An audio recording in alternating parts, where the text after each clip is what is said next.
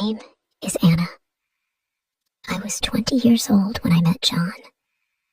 He was an ordinary man, kind and simple. We loved each other deeply. Every day, we met and talked about our dreams. But one day, we argued. It was a big misunderstanding. After that, we stopped meeting. I waited for him, but he never came back. A few weeks later, I discovered I was pregnant. I was scared and confused. I wrote to John to tell him, but he didn't reply. He ignored me completely. Time passed, and I gave birth to a beautiful baby girl. But she was born with a serious illness. The treatment was very expensive. I didn't have a job, and I struggled to pay for her medicines. I cried every night. My parents helped as much as they could, but it wasn't enough. I contacted John again and asked for his help. I wasn't angry. I just needed him to care for his daughter. At first, he refused. After a long time, he finally agreed to pay $100 a month as child support. But this money wasn't enough for my daughter's medical needs. Years passed.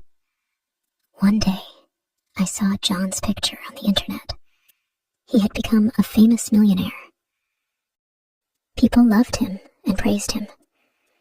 He was married and had a son and a daughter with his wife. John's wife lived a life of luxury. He bought her a car worth $350,000 and a house worth $750,000. He shared his happy life online, showing off his wealth. I couldn't understand. Why couldn't he help his sick daughter? Why was she suffering while he lived in luxury? I decided to send him another message, but this time he blocked me. I felt hopeless and helpless. I couldn't stay silent anymore. I shared my story with the public. I told everyone. John was my daughter's father. He paid only $100 a month in child support. Our daughter was seriously ill and needed more help. The news spread quickly. People were shocked. They couldn't believe the kind, generous John they admired could act this way. John's reputation was ruined. People criticized him. How can a millionaire ignore his own daughter? Why does he buy expensive gifts but can't help his child? But I also faced criticism. Some people said, "Why are you speaking now? Is it because John is rich? Are you trying to destroy his family?" These words hurt me deeply. I cried many nights, feeling lost and broken. I didn't want to ruin anyone's life. I only wanted help for Emily. But in the end, nothing changed. I stopped fighting and focused on my daughter. 2 years passed. I decided to focus on my own life.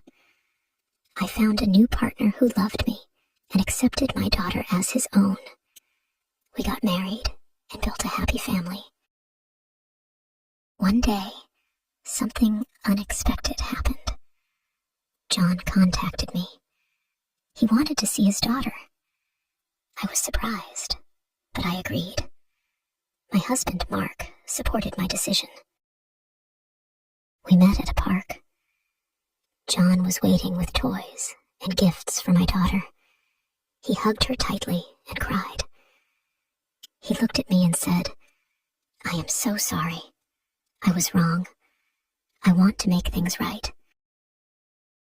He gave me a car and the keys to a house. He said, "This is for my daughter. Please accept it. I want to take care of her now." He handed me a large sum of money and promised to pay for all her medical treatments. He also said, "I will change her last name to mine. She is my daughter, and I will be there for her forever." I couldn't believe what I was hearing. John had truly changed. Now, John visits his daughter often. He keeps his promises and supports her in every way. My daughter is happy, and her health is improving. Life has finally found its balance. I thank God every day for giving us strength. People can change. Time heals wounds, and love can grow again. Today, we are all happy.